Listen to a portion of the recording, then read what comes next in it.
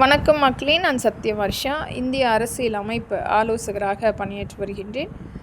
1980 ஆண்டுகளில் நம்மளுடைய மாண்புமிகு புரட்சித் தலைவர் ஆண்ட காலகட்டங்களில் அவருடைய அந்த ஆட்சி அமைப்பில் பேருந்து உணவகம் அனைத்துமே அரசினால் ஏற்படுத்தக்கூடிய உணவகமாக மட்டுமே இருந்து வந்தது. ஆனால் இன்றைய காலகட்டம் என்பது தனியார் நியமிக்கப்பட்ட ஒரு பாதுகாப்பற்ற சூழ்நிலை நாம் பார்த்து கொண்டிருக்கிறோம். அதிகபட்சமான விலை உயர்வு கட்டணம் அனைத்துமே நாம் பார்த்து கொண்டிருக்கிறோம்.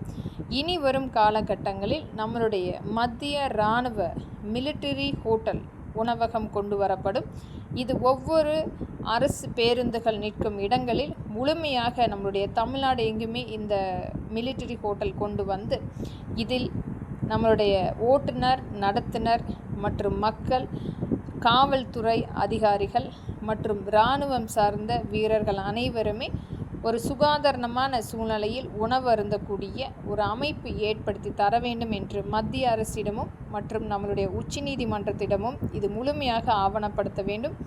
இன்றைக்கு இருக்கின்ற ஒரு பாதுகாப்பற்ற ஒரு சூழ்நிலை, சுகாதாரமற்ற ஒரு சூழ்நிலை மற்றும் அதிகபட்சமான விலை கட்டணம் காரணமாக மக்களுக்கு ஏற்ப உணவு அருந்தக்கூடிய ஒரு சூழ்நிலையை ஏற்படுத்த வேண்டும். இதை கருத்தில் கொண்டு தமிழ்நாடு முழுவதுமே இந்த மிலிட்டரி ஹோட்டல் கொண்டு வந்து செயல்படுத்தக்கூடிய அங்கீகாரம் வழங்க வேண்டும் என்பது மக்களின் எளிய மகளாக இங்கு நான் பதிவிடுகின்றேன். நன்றி, வணக்கம்.